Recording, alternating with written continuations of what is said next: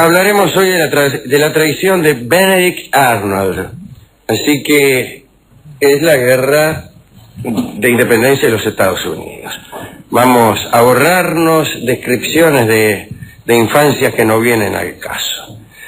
Digamos que Benedict Arnold era de Connecticut y que nació a mediados del siglo XVIII.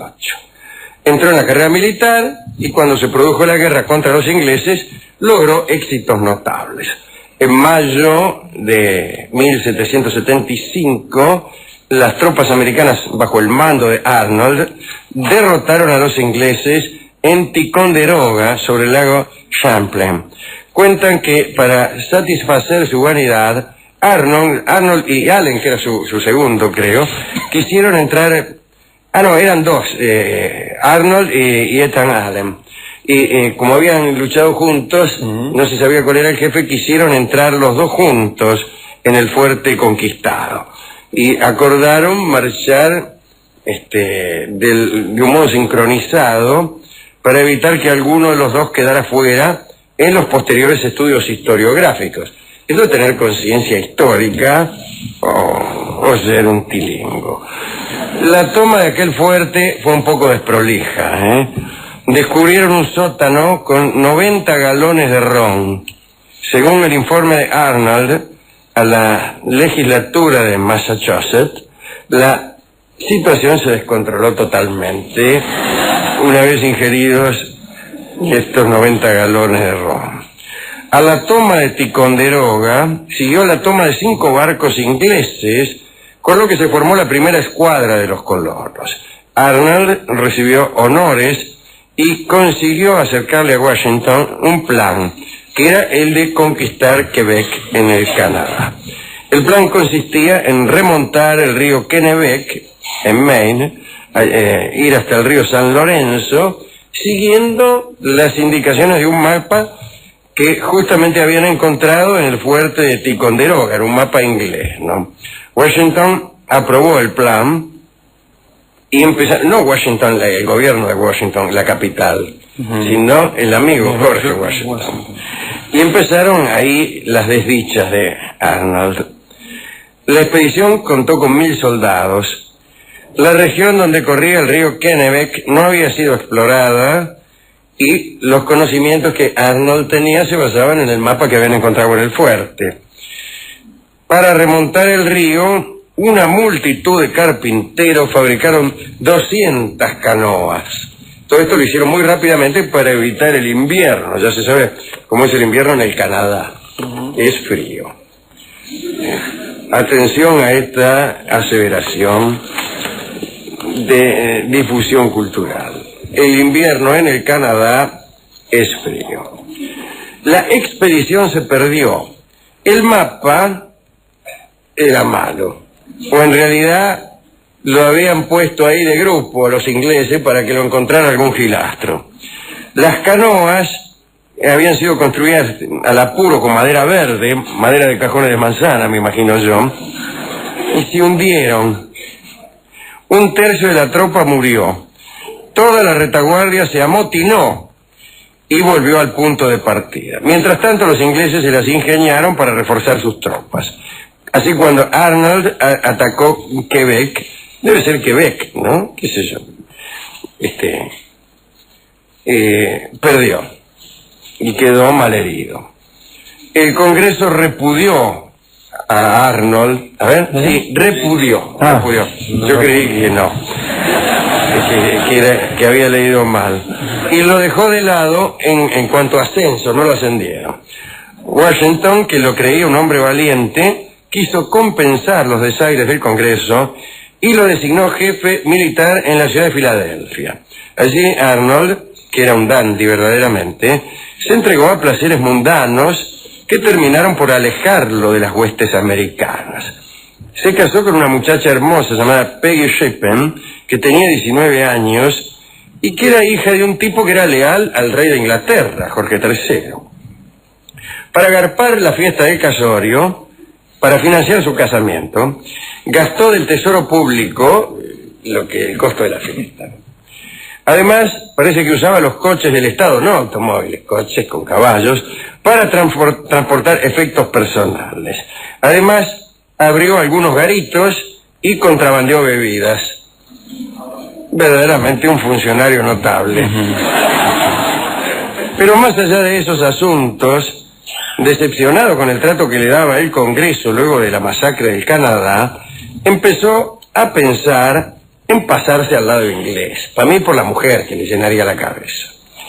En 1779 hizo contacto con jefes enemigos que le pidieron que actuaran como espía y esperara a ocupar un cargo de más responsabilidad cuando se pasara del lado inglés.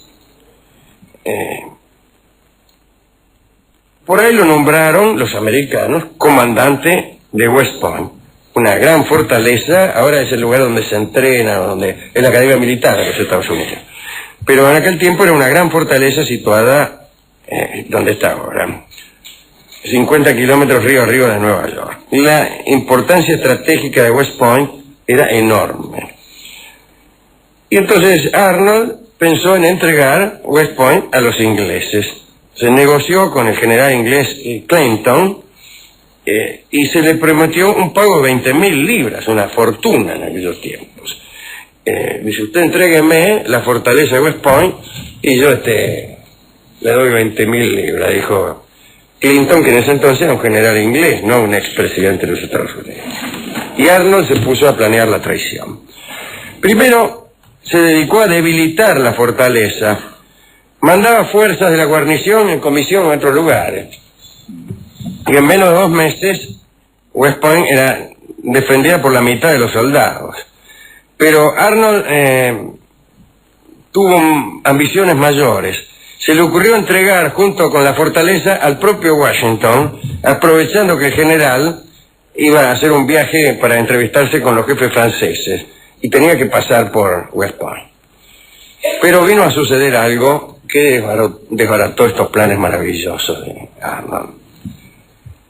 3 milicianos rebeldes, sin el permiso de su mamá, discúlpeme, 3 milicianos rebeldes que se habían dedicado a robar a viajeros leales al rey Jorge, capturaron a un mayor británico, John Andre.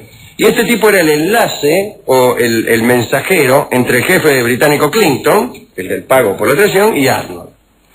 La cuestión fue que estos saqueadores desnudaron a John Andre y le encontraron en las medias unas cartas sospechosas. Toda carta que te encuentran en las medias es sospechosa. Los captores de John Andre hicieron algo que salvó la vida de Arnold.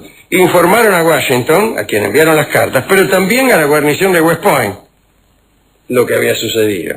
Y Arnold supo que Washington ya se había enterado de todo y huyó de West Point y se tomó el buque inglés Vulture.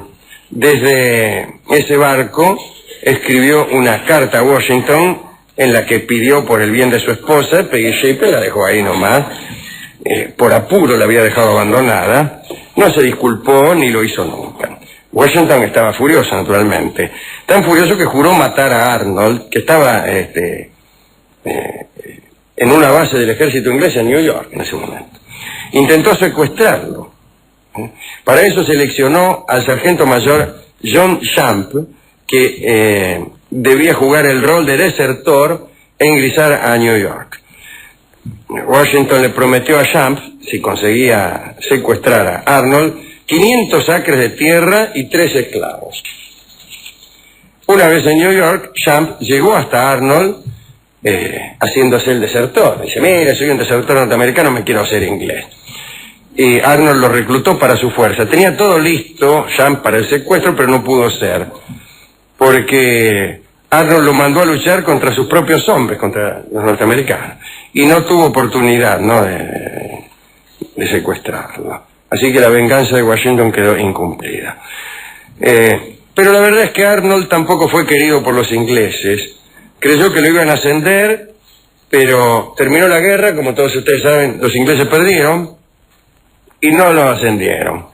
quedó como coronel con media remuneración.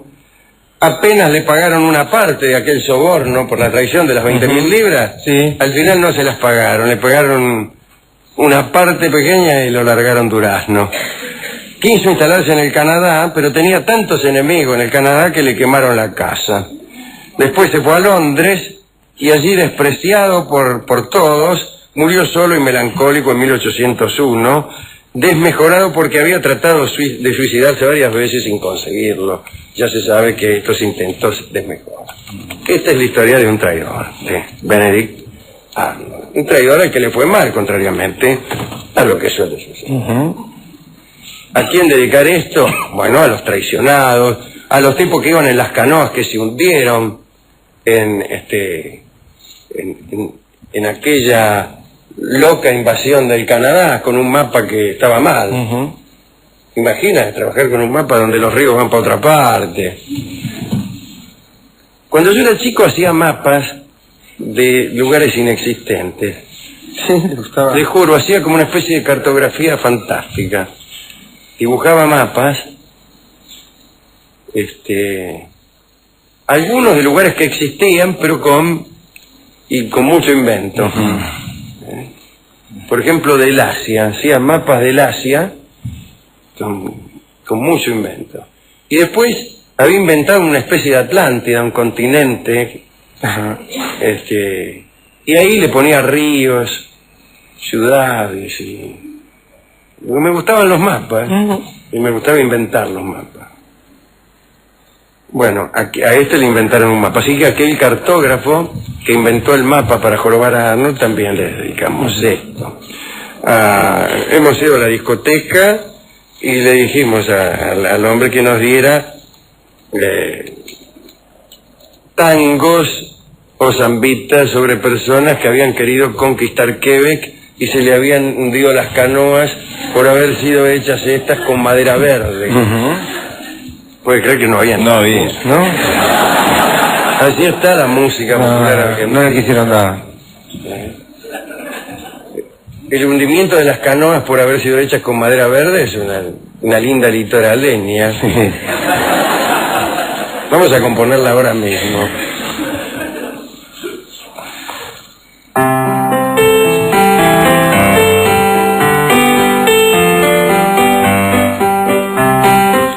Y se me unió la canoa en el río que va a Quebec. La hice con madera verde. Pues vamos. Está bueno. Está bueno. ¿Qué cosas tengo que ver?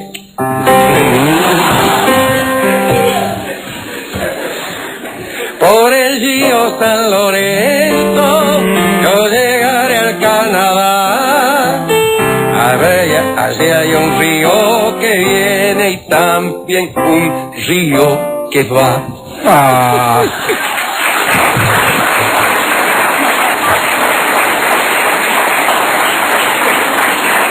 Bueno,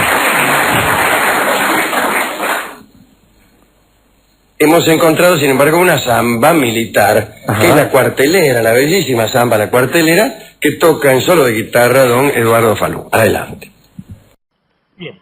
Hablaremos hoy de sectas de la Edad Media. En verdad vamos a hablar solo de 2 sectas. Yo había preparado un informe con muchas más, pero era por demás extenso y aburrido. En cambio ahora será corto y aburrido. Empezaremos por los flagelantes. Bien. Se trataba en principio de fanáticos religiosos europeos surgidos en el siglo XVIII que postulaban la inminencia de la ira de Dios en general, ¿no? Como rito religioso se autoinfligían azotes, se surtían con un látigo, ¿no? Esto de creer que la ira de Dios es inminente y que los tiempos están por terminar es común en casi todo el extremismo religioso. ¿Por qué? Porque conviene pensar que Dios se enoja y que se enoja ahora. Si uno dijera, Dios se va a enojar, pero no ahora, bueno, el pecador tendría tiempo para seguir haciendo de las suyas mientras Dios no se enojara. Por eso la gente cree en Dios y no en la astronomía o los fenómenos que Así están es. 30.000 años. En cambio, mucho más eficaz es decir, Dios ya está enojado. Ahí está. Bueno, de todos modos tampoco parece surtir mucho efecto. Este movimiento, digo, el de los flagelantes, apareció en la ciudad de Perugia en el año 1260, pero después se extendió por toda Europa. Se postulaban en total disidencia ante el cristianismo tradicional, Sí. defendían la intransigencia de una fe sin condiciones frente a una iglesia que ellos presentaban como corrupta. Sí. Entonces, la práctica sistemática de la flagelación tenía un doble sentido. Por un lado, iba encaminada a redimir los pecados del mortal mediante la penitencia. Pero también ofrecía al flagelante la oportunidad de revivir la pasión y el sufrimiento de Cristo y de convertirse en él, de algún modo. Ahora, lo que sí es que los flagelantes aterrorizaban a su entorno. Por donde quiera que pasaban, arrastraban un cortijo sangriento de dolores y horrores. Hablaban de una misteriosa carta celeste que había descendido en forma milagrosa al altar del Santo Sepulcro en Jerusalén, en la cual Dios expresaba su ira contra el hombre, así como su voluntad de extender las penitencias. A mí me parece que era al revés, ¿no? Claro, Jerusalén, 10 de agosto Sí. de 1700 no sé cuánto, De mi consideración. de mi consideración. Por la presente expreso mi ira contra el hombre, así como también mi voluntad de extender las penitencias. Firmado Dios. Su seguro servidor. Parece que en Perugia el número de miembros de los flagelantes ascendía a 10.000, bastantes. En un principio los flagelantes eran reconocidos por su piedad, pero a medida que iba pasando el tiempo y paseando el tiempo, iban agregando algunos elementos indeseables. Por ahí se les daba por atacar a los judíos en pueblos de Alemania. La iglesia estaba siempre atenta, ¿no? Porque cada tanto se enojaban los flagelantes en una especie de ataque de ira y salían por ahí a moler a palos a cualquiera, lo cual pensaban que redimía al apaleado. Ah, qué bien, claro. Como ahora. Ahora bien, si yo no leo mal, acá dice que han surgido en el siglo XVIII. Yo creo que no, No, claro que no. de ningún modo, que eran muy anteriores, Sí. como consta la mención de la peste bubónica. Bueno. La peste bubónica llegó en 1300 y pico. Sí, y arrasó Muy con la bien. mitad de la población. Cuando europea. llegó la peste bubónica, dice aquí, murió 1/3 de la población. Ante semejante caos, los flagelantes vieron fortalecida su fe. No pensaban que era una epidemia, sino un castigo divino. Y bueno, que Dice, ¿qué hace usted si ve la peste bubónica? Sí. Ah, dice, ahora sí creo. Claro. Bueno, parece que en Italia había también violentos terremotos, además de la peste, los cuales acrecentaban la fe de estos tipos, ¿no? Que estaban convencidos de que el fin del mundo llegaría rápidamente. Al mismo tiempo iban multiplicando los actos de rebelión contra la iglesia oficial, contra la que hemos dicho que Sí, que estaba corrupta como- Claro. sí. También cada tanto se mandaban una persecución antisemita y también desarrollaban un mesianismo cada vez más claro. Y ahí fue cuando apareció en la localidad alemana de Turingia un hombre llamado Konrad Schmidt. Schmidt dirigía un grupo flagelante clandestino. Era un hombre, un intelectual podría decirse. Conocía a fondo la teología, el griego, el latín, conocía cientos de doctrinas esotéricas, era ducho en herejías y en discusiones teológicas, etc. Contrariamente a los flagelantes en general, que eran Muy cuadrado, ¿no? muy cuadrados. Schmidt no tardó en confirmar que las profecías de Isaías que predecían el advenimiento de Cristo, de hecho, predecían su propio advenimiento, como que él era Cristo. Se sintió identificado, dirían ahora. Enseguida dijo, me proclamo nada menos que el Cristo. Y además se proclamó rey de Turingia, De paso, lo cual era casi nada comparado con la proclamación precedente. Entonces, desde 1348, Ahí ahí estamos. estamos, Turingia fue un auténtico feudo de la disidencia. Pero al año siguiente apareció el Papa Clemente VI, que no sé si será sexto, porque la persona que hizo esta copia tiene graves problemas con los números romanos. Y con las letras castellanas. Bien. Vino el Papa Clemente y los declaró herejes a todos. Ahí está. Y comenzó a perseguirlos, que tanto ni que tanto. La elección de Turingia también tenía algún significado, ¿no? Hay una leyenda popular según la cual el emperador Federico II no está muerto, sino que está oculto Claro. en alguna parte, esperando vaya a saber qué palabra o qué orden para ponerse en movimiento, ¿no? ¿Y cómo había que hacer para adherirse a esta secta? Pues debía ser conducido hasta un altar en el que se encontraba el propio Schmidt, y allí el postulante debía confesar todas sus faltas. A continuación, Schmidt lo azotaba, Bien hecho. te la daba, Él en con persona. una violencia feroz, él mismo. Así que incumpliste los mandamientos, Tomás. La justicia por mano propia, pero solo para él, claro. Claro. Las doctrinas de aquellos flagelantes eran curiosas. Viajaban en grupos organizados, unidos por votos que los alejaban de todo placer físico. Sí. Las lecturas y flagelaciones se llevaron a cabo por periodos de 33 días, en memorias de los 33 años que vivió Cristo, o quizá de los 33 orientales. Luego suspendían las flagelaciones por 10 días y volvían otra vez a empezar. Con el tiempo, Schmidt se puso cada vez más violento. Pronto, la Inquisición reaccionó también violentamente. Y así en 1368 se desencadenó la represión. Se multiplicaron las ejecuciones, al final atraparon a Conrad y bueno, lo quemaron en Nordhausen.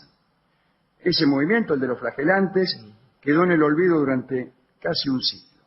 A comienzos del siglo XV revivió en muchos estados alemanes y en tiempos más recientes hubo flagelantes en Lisboa, en Colorado, en Nuevo México. Y en Estados Unidos estaban las sectas llamadas Americanos Cristianos Nativos y los Hermanos Penitentes, que continuaron practicando la autoflagelación. Creo que hay todavía en Filipinas, me parece, hay un par de lugares donde quedan. En España todavía salen de vez en cuando los flagelantes de San Vicente de la Sontierra. Sí. La otra secta, ya que hemos elegido dos, es la de los bogomilos, que eran un poco menos violentos que los flagelantes. Eran miembros de una secta religiosa que surgió en el siglo X, en los Balcanes. Eran anteriores entonces a los flagelantes. Pero cercanos al milenio, estos Sí. tienen, claro. Su sede central estaba en Bulgaria y se propagó por muchos otros pueblos eslavos. El movimiento surgió de un intento por reformar la Iglesia Ortodoxa búlgara. Los bogomilos, cuyas doctrinas esenciales se atribuían a un sacerdote llamado Bogomil, sostenían que el primer hijo de Dios fue Satanael. Bueno, después Satanael se rebeló y creó como oposición al llamado Espíritu Universal Original un mundo de problemas y de seres humanos. El Padre Supremo le otorgó a estos seres humanos el llamado Espíritu de la vida. Sin embargo, Satanael mantuvo esclavizado ese espíritu de la vida hasta que un segundo hijo de Dios, Lobos, dice aquí, es Logos. Es Logos, evidentemente. probablemente, ¿no? Es Logos. Pero bueno, es la misma persona, la del siglo XVIII. Que aprendió el logaritmo después. Logos bajó del cielo y adoptando un cuerpo espectral, pero bueno, y todo así. Sí. Y todo así, o sea, no tiene ninguna gracia. Tiene puntos en común con las Con la doctrina. cosmovisiones de los gnósticos. Y también, y antes todavía con el mazdeísmo, ¿no? Que es un poco el fundante de esta Bueno, dicotomía. pero lo importante de los bogomilos es que practicaban el ascetismo, en el más estricto de los órdenes, ¿no?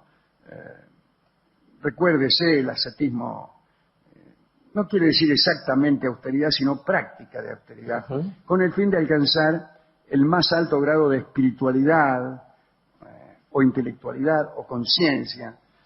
Bueno, es una doctrina bastante más razonable que la anterior. Y bueno, así como los seguidores del cinismo o el estoicismo se esforzaban en dominar el deseo y la pasión, los bogomilos tomaban esos mismos preceptos, pero en forma más completa. Comían y bebían lo necesario para no morir. Mozo, tráigame lo necesario para no morir. Con manices. Y por supuesto, no existía para los bogomilos la actividad sexual. Mozo, los manices déjenlo.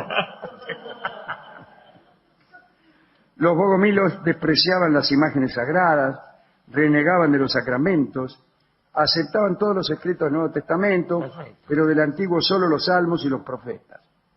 En 1118 el emperador de Bizancio, Alejo I, ejecutó redondamente al líder de la secta, de la secta, que también se hacía llamar Bogomil, porque sí. En el siglo XV, durante la conquista musulmana de Bosnia, recuérdese que los musulmanes estuvieron allí, y también en las puertas de Viena, ¿no? Bueno, siguen allí. La mayor parte de los cristianos que se convirtieron al islamismo eran bogomiles. Antes de que fuera suprimida la secta, ayudaron también a los albigenses, ¿se acuerdan? ¿Cómo no? Y a los cátaros. Los cátaros, claro. O sea, Estaban se anotaban en todas. Sí. Finalmente se diluyeron en su totalidad. Y así, diluida, termina la secta de los bogomilos. La otra terminó a sangre y fuego, por más que cada tanto algún flagelante solitario e individual aparezca, ¿no? Estas son las dos sectas de las cuales queríamos hablar hoy, sin dejar de decir que en cierta época,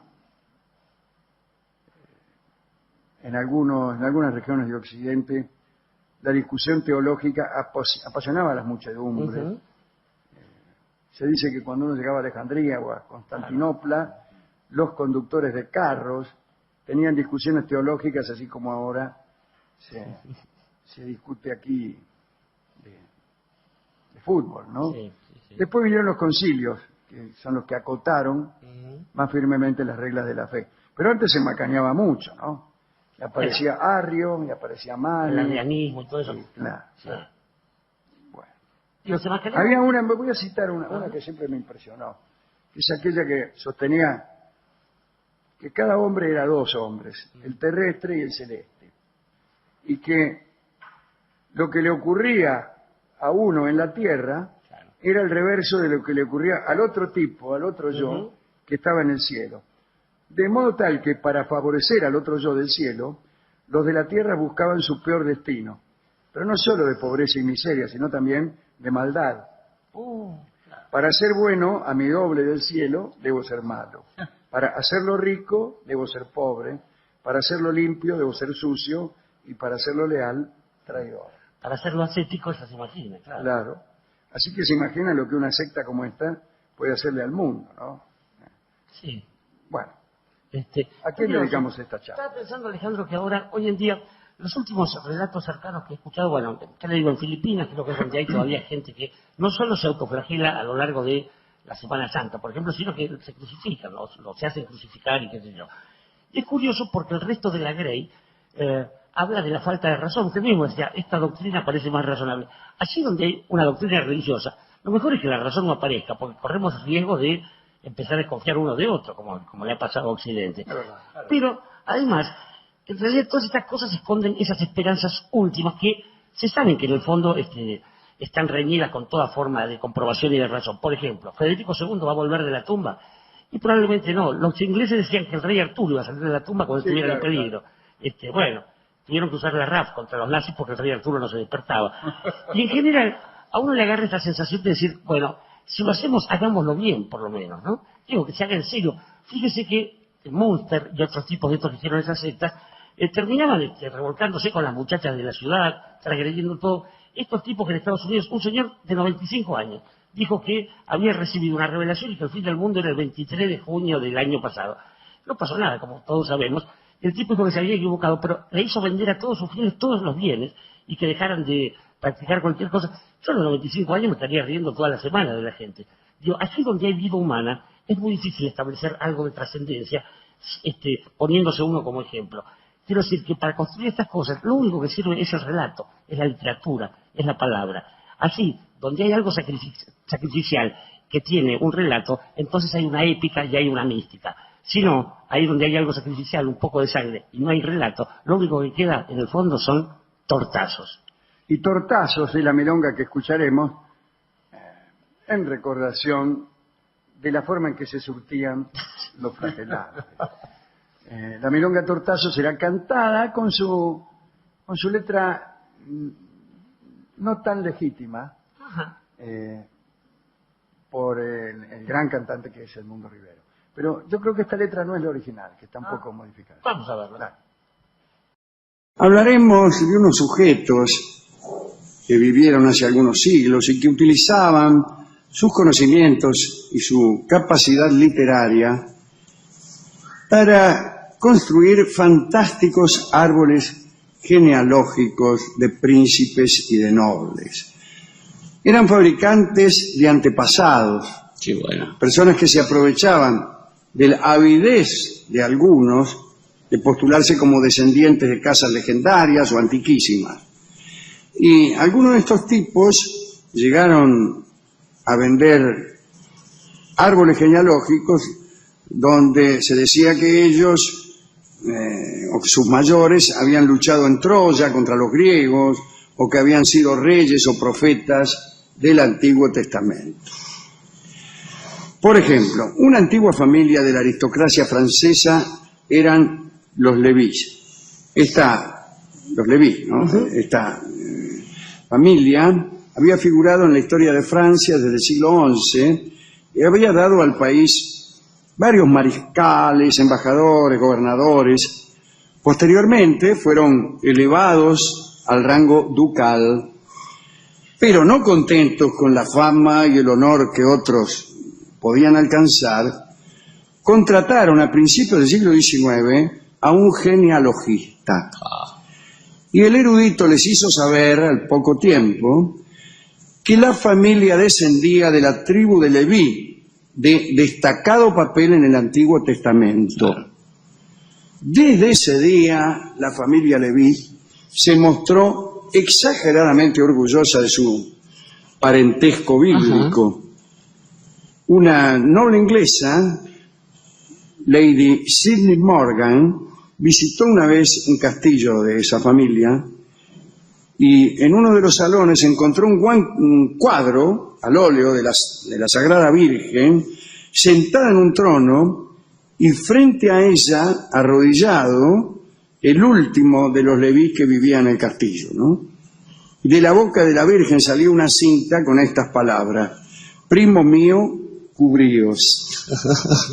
No solo eso, cuando uno de los duques de Leví subía a su carruaje para asistir al servicio religioso de Notre Dame, es decir, de Nuestra Señora, Sí. decía en voz alta al cochero: señor, a casa de mi prima. Los varones de Pons, en cambio, eran menos ambiciosos. Reclamaban por antepasados, según lo había estipulado un genealogista, a Poncio Pilato. Bueno. Y en cierta ocasión se encontraron los jefes de las familias Leví y Pons, y el duque de Leví retó a duelo al varón de Pons por el maltrato que su antepasado había propinado a los suyos. Claro. El lance igualmente no prosperó. También los Habsburgo escucharon a uno que le fabricó un árbol genealógico, pero un detalle los obligó a desistir de la ascendencia bíblica que se les mostró. Es que alguien le hizo notar que resultaban de este modo descendientes de hebreos, Claro. lo cual no le gustó nada a esa familia. El emperador Maximiliano, ¿no?, de Habsburgo, tenía a su servicio un historiador llamado Johann Stab. Este era, ¿no? Era un hombre muy sabio, poeta además. En 1502, el Colegio de Poetas de Viena lo coronó solemnemente hijo favorito de las musas. Debía su carrera sobre todo al favor del emperador y trató de demostrar su gratitud. Stubb sabía que interesaba mucho al emperador la antigua gloria de la familia. Stubb hizo un árbol y llegó a la conclusión de que Cam, uno de los hijos de Noé, aparecía como antepasado de la dinastía imperial. El cronista dice que determinó las sucesivas generaciones con la lógica de un desequilibrado, ¿no? Y Maximiliano se enojó. Pensaba que las ramas de aquel árbol iban a llegar hasta los héroes clásicos, pero no. De todos modos no le dijo nada a Stubb, sabía que aquel sabio solo había querido hacerle un favor, pero muy preocupado consideró conveniente remitir el problema a la Facultad de Teología de la Universidad de Viena. Y los hombres de la universidad, claro, no sabían qué hacer, ¿no? Fueron posponiendo la solución hasta que Maximiliano se murió. Como sabemos, su sucesor fue Carlos V. En realidad, sí, Carlos V del Imperio, está muy bien. Y no demostró interés por los parentescos bíblicos y la obra de Johann Stubb fue archivada discretamente. Carlos V del Imperio, Carlos I de España. Uno de los más serviles y desvergonzados fabricantes de árboles genealógicos fue Antoine Dupinet, allá por 1560. Se le encomendó una vez establecer los antecedentes de la ilustre familia Agoult y eligió como punto de partida la figura de un lobo que aparecía dibujado en el escudo de armas de la familia. Bueno, sobre aquellos frágiles cimientos levantó un inexistente imperio pomeriano, le llamaba él. Creó una legendaria princesa Baldugue y a un joven llamado Hugo, que también era totalmente inventado. Entre los dos, entre Hugo y Baldugue, hubo un asunto amoroso prohibido y nació un hijo. Dupinet dijo que el niño fue enviado secretamente a casa de una niñera, pero en el bosque un lobo se apoderó del infante, lo llevó a su cueva y allí lo crió junto a sus propios cachorros. Luego un rey fue a cazar, mató al lobo y se llevó al niño. El muchacho creció y se casó con la hija del emperador de Bizancio. El hijo de este joven se casó con una princesa rusa y así el genealogista continuó inventando uniones por el estilo que atravesaron siglos y siglos. Y la familia Agoult, descendiente de todo aquel entrevero, aceptó esa insensatez sin formular la menor objeción. Antoine Dupinet vivió, mejor dicho, también volvió, pero en este caso vivió, hasta 1584, inventando leyendas para familias ricas. Último caso. Los genealogistas de tiempos bonapartistas decían que Napoleón era descendiente del hombre de la máscara de hierro. Como sabemos, se aseguraba que aquel enmascarado era el hermano mellizo de Luis XIV. Se decía que había sido guardado en la Bastilla porque, habiendo nacido pocos minutos antes que Luis, tenía mayores derechos al trono. El barón Gleichen fue aún más lejos y escribió que el hombre de la máscara era el verdadero rey y que Luis era hijo del amor culpable que había tenido la reina con Mazarino, lo cual es bastante probable. Sí. Después de la muerte de Luis XIII, decía Gleichen, la reina, Ana de Austria, ¿no?, y el ministro Mazarino cambiaron los niños y el hijo bastardo de Ana de Austria ascendió al trono, mientras que el auténtico Delfín se vio obligado a llevar la máscara por el resto de su vida. Nadie debía ver su rostro, en el que se reconocían los rasgos propios de los Borbones, cosa que no ocurría con Luis XIV. El muchacho fue encerrado en la fortaleza de Piñerol, luego en la isla Santa Margarita y finalmente en la Bastilla. Pero la verdad es que el misterioso prisionero parece que era el conde italiano Mattioli, embajador del duque de Mantua. Era un espía y Luis XIV se enfureció de tal modo que ordenó el arresto de Mattioli y allí lo encerraron enmascarado hasta que murió en 1703. Los genealogistas inventaron una bella fórmula para establecer cierta relación entre Napoleón y el hombre de la máscara. De acuerdo con esa versión, la hija del gobernador de la isla de Santa Margarita se apiadó del pobre prisionero, se enamoraron y la muchacha tuvo un hijo. Como era preciso sacar de aquel lugar rápidamente a la muchacha con su hijo, para evitar castigos, se la llevaron a Córcega. Allí el niño creció, llevaba el apellido de la madre, que era Bompard. El resto no exige mucha imaginación. Bompard se convirtió en Bonaparte.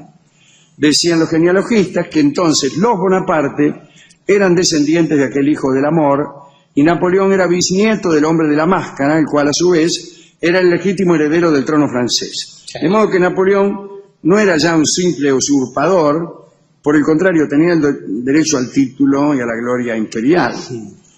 Bueno, todo aquel cuento trajo problemas políticos y resumamos, para terminar, que los monárquicos explicaban a sus fieles que no se podía creer en los ponzoñosos rumores según los cuales Napoleón era descendiente de Borbones y tenía derecho a gobernar Francia. Y por su parte Napoleón dijo: todas esas son tonterías. La historia de la familia Bonaparte empezó el 18 Brumario. Qué bien. Hubiera dicho, como alguien dijo de Gardel, era su propio antepasado. Qué bien. Y esto sucede con cierta frecuencia, Alejandro. Sí. Más allá de las pretensiones, hay una especie de berretín extraño que viene desde la antigüedad. Allí donde no hay una nobleza de sangre, aparecen los escritores. ¿Qué otra cosa le pasó a Roma con la historia de Eneas como descendiente de Troya? Solo para buscar un origen, y la de los pibes Rómulo y Remo y todo lo demás. Mejor, lo diremos una vez más, miles de veces lo hemos dicho, es la forma que tienen los chinos de establecer la nobleza, que es en dirección contraria. El hijo hazañoso ennoblece al padre. Exactamente. Así, cuando una acción heroica merece reconocimiento, esa nobleza va para atrás, como es lógico. ¿Cómo es lógico? ¿Qué garantías hay? Y esto es lo que pone en cuestión la monarquía Y hereditaria. además, qué cosa más hermosa que ennoblecer al propio padre. A los antepasados, exactamente. Ha pasado también con los británicos, que tenían problemas, porque ¿dónde buscaban la nobleza? En los descendientes de los sajones no había muchos registros, los normandos eran extranjeros. Bueno, terminaron gobernados por alemanes, que ese es el origen de la familia actual. Battenberg, después Mountbatten, ahora Windsor. Pero estaba pensando... Los primeros reyes ni hablaban inglés. No, estaba pensando en algunas bromas que hizo... Diego, los Hanover, ¿no? Claro, los Hanover totalmente. Primero hablaban francés y estos ya hablaban alemán. En algunos chistes de los administradores de Rothschild, cuando se hace rico después de la batalla de Waterloo, donde decían, dígame cuánta nobleza hace falta tener, que nosotros hacemos el recibo. Y se resolvía más fácilmente. Pero me gusta mucho más una historia que siempre me hizo pensar bien de Alejandro Dumas, nuestro amigo Alejandro Dumas, en cuyas obras ha citado usted. Parece que Dumas, como todos sabemos, era mulato, que alguna vez un tirifilo, un lechuguino, se lo hizo notar. Y Dumas, que además de mulato era muy calentón, le dijo: efectivamente, soy mulato, mi padre era negro y mi abuelo era un mono. Esto quiere decir que mi familia termina allí donde la suya empieza. Mi historia termina. Y me parece que... Usted sabe que hacía a veces lo siguiente, nuestro amigo. Solía subirse como lacayo de sí mismo. Que no tenía dinero para pagar un lacayo. Era de buen tono tener un coche y llevar un lacayo mulato atrás. Atrás. Era un tipo que iba colgado, bien vestido, qué sé yo, y decían, bueno, el tipo que va en el coche tiene un lacayo, qué sé yo. Y además se vestía de lacayo o no, y se ponía atrás, en el lugar de los lacayos, y como era mulato hacía de lacayo de sí mismo. Extraordinario. Un hombre que se hizo muy rico y supo gastar bien su dinero. Y decía, justamente, esta idea de las genealogías, efectivamente lo mejor es honrarse a sí mismo, y quizás en esas se han dado muchas situaciones de duelo, aquí mismo, en el Río de la Plata, esta historia de la retroversión del poder y todo lo demás, que así cuando alguien le preguntaba a algún revolucionario, por ejemplo, de dónde había sacado de su nobleza como para pretender gobernar estas provincias, le dijeran y le respondiesen que la madera que construye una patria proviene de ahí, de ese mismo lugar de nobleza que ya no figura entre las cosas de los nobles, el árbol que tú olvidaste. Y el árbol que tú olvidaste es también una hermosa canción de Atahualpa Yupanqui que va a cantar ahora mismo para nosotros una enorme amiga de este programa que es Suma Paz.